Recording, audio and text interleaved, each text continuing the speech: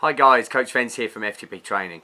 Welcome to another Friday Tips with Friends. We've looked over various different Friday Tips with Friends, and I've written many articles on overtraining, overreaching, what to do when you get sick, and the contribution of your training load and life stresses to making you get sick, running down your immune system. One thing that we can do nowadays, especially with programs like today's plan, is manage to track your fitness and fatigue over time.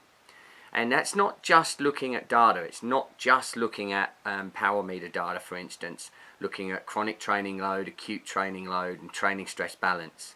They form one picture as a coach, and my coaches use a lot to look at the physical load that's on that athlete.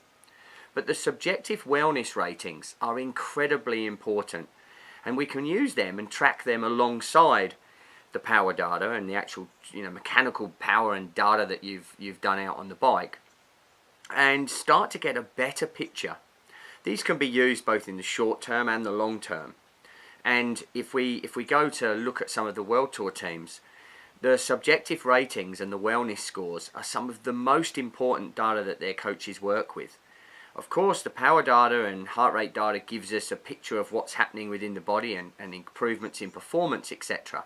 But they don't tell the whole holistic picture of how that athlete is feeling. And they may well be able to go out and hit that threshold effort, or those VO2 efforts, but their perceived effort for doing so is through the roof, and they're really struggling to hold that power. Now, unless you track that, you're never going to know.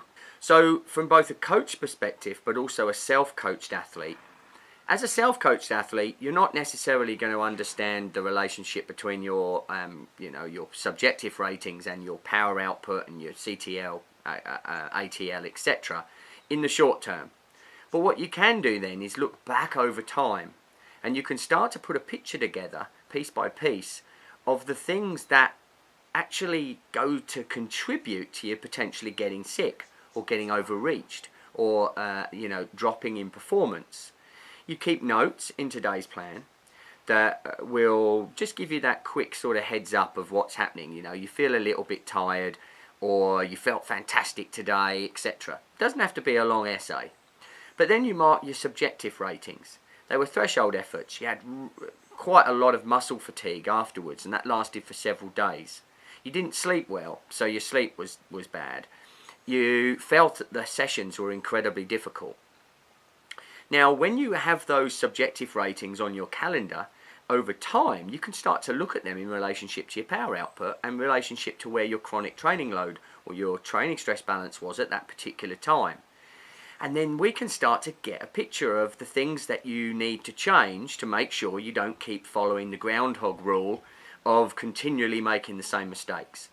Now, what could that be? It could be that you've just done a 3 or 4 week block, you haven't had any days off, you've smashed yourself, you've had increases in your CTL of 6+ points per week, you've also had stresses at home, you've had lots of work on, the kids have been sick, and all of a sudden, with your notes, your subjective ratings, and the picture of what's happening physiologically, you start to get a picture of the things that you need to change the next time around to stop falling off the